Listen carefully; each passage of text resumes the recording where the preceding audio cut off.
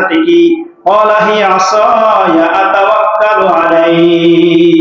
আল্লাহর পয়গম্বর মুসা বলে, ইয়া আল্লাহ, আমার হাতে একটা লাঠি। আমার হাতে কি? ভাই মুসা, আপনি লাঠি দিয়ে কি করেন? আতাওয়াক্কালু আলাইহা, আমি মুসা এই লাঠির উপরে ভর দিয়ে তারপরে হাঁটি। তাওয়াহুসু বিহা আলা বানামি, বলে আর কি করেন? বলে আমার ছাগল আছে, যে ছাগলকে আমি লাঠি দিয়া পাতা পেরে পেরে তারপরে ছাগলকে খাওয়াই। ছাগলকে আমি খাওয়াই। ওয়াহুসু বিহা আলা বানামি ওয়ালিয়া ফিয়া মারিব উখরা। قال ألقها يا موسى فألقاها فإذا هي حية تسعى। আল্লাহ বলে, পয়গম্বর মুসা, আপনি আপনার লাঠিটাকে ছেড়ে দেন। ফালকাহা ফাইদা হিয়া হাইয়াতুন তাসআ, লাঠিকে যখন ছেড়ে দিলেন তখনই লাঠির সাথে সাথে সাপ হয়ে গেল। সুবহানাল্লাহ। পয়গম্বর ভয় করতেছে, কেমনে করে আমার লাঠি ফেরত পাবো? আল্লাহ বলে, পয়গম্বর ভয় পাবেন না, এজন্য কিতাবের ভিতরে আসছে ভয় পাওয়া এটা কোনো দোষের কথা না। এটা কোনো কি নয় যে নবী, একজন নবী হয় তার ভিতরে কি ভয় আছে? অবশ্যই ভয়। নবীর যদি পেটে ক্ষুধা লাগে তাহলে কি এটা দোষ? কথা বলেন, এটা কি দোষ? নবী যদি শরীরে ব্যথা পায় সেটা কি দোষ? বলে এটা দোষ নয়। এটাও যেরকম পেটে ক্ষুধা লাগলে এটাও যেহেতু কোনো দোষ নয়, নবী সাপ থেকে ভয় পেয়েছে এটাও কোনো দোষ নয়। আল্লাহ তাআলা পরে বলেন, قال خذها ولا تخف سنعيدها سيرتها الأولى। এ পয়গম্বর মুসা, আপনি লাঠি ধরেন, আপনি ভয় পাবেন না। ক্বালা খুযহা লা তাখাফ, আপনি ভয় পাবেন না। সানুঈদুহা সিরাতাহাল উলা। আল্লাহর পয়গম্বর মুসা আলাইহিস সালাম যখন আবার লাঠিটা ধরলেন, আপনার সাপকে ধরলেন, সাথে সাথে পূর্বের অবস্থায় আবার ফিরে আসে। তাহলে যে লাঠি এক সময় তার লাঠি ছিল, সেই লাঠি আবার এক সময় কি হয়ে গেছে? সাপ হয়ে গেছে। আবার সাপ থেকে লাঠি বানাইলো, কি বানাইলো? বলে তারা আল্লাহ তাআলা যদি চায় তাহলে সব পারেন কি পারেন না? বলেন। তাহলে তাওয়াক্কুল কার উপরে হবে? বলেন। আরো জোরে বলেন, কার উপরে তাওয়াক্কুল হবে? বলেন। চিল্লায়ে বলেন, কার উপরে? আরো জোরে আওয়াজ হয় না, আরো জোরে, তাওয়াক্কুল কার উপরে? আল্লাহর উপরে তাওয়াক্কুল। মহিলারা কয়, পুরুষরা তাওয়াক্কুল কইরা ঘরে আইন, আমাকে তাওয়াক্কুলের দরকার নাই। সবার দরকার, সবার দরকার আছে না নাই? সবার দরকার আছে। মাইকের আওয়াজ কি বোঝায় বাহির থেকে? না আমরাই বুঝি?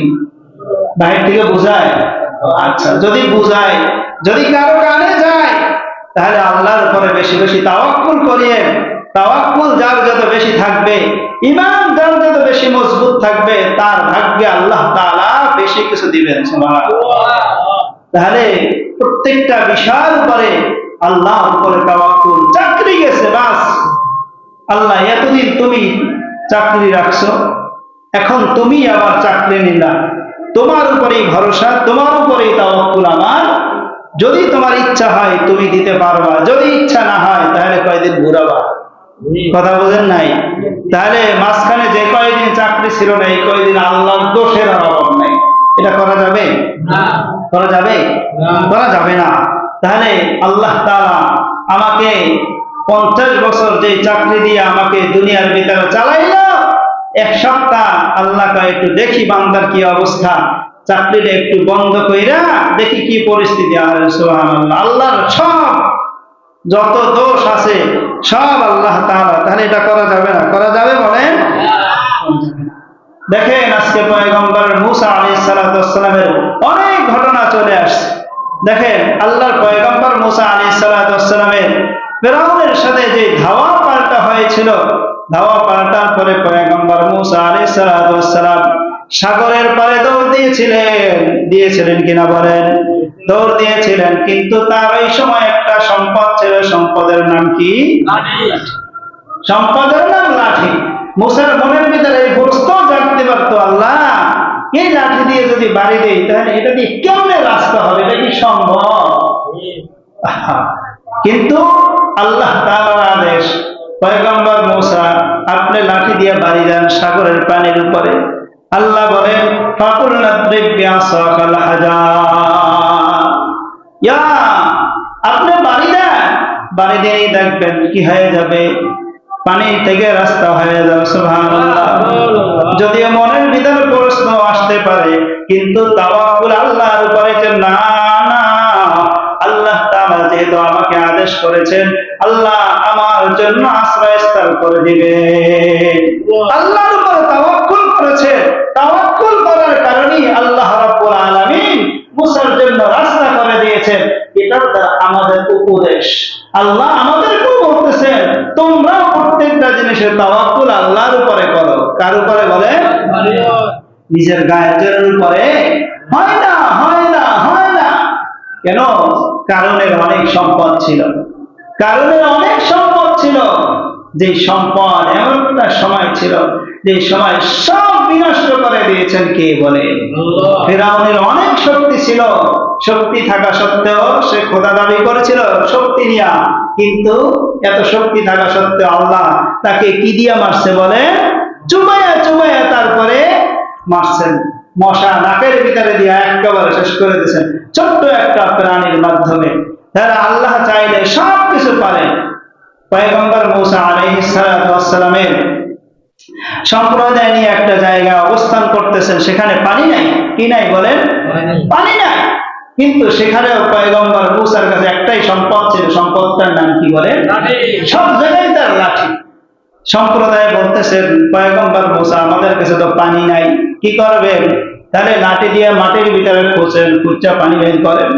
আল্লাহ খবর পাঠাইছে, ওহী পাঠাই দিল, পয়গম্বর মূসা খোঁচা দিলে পানি উঠবে না, খোঁচা দিলে পানি উঠবে না।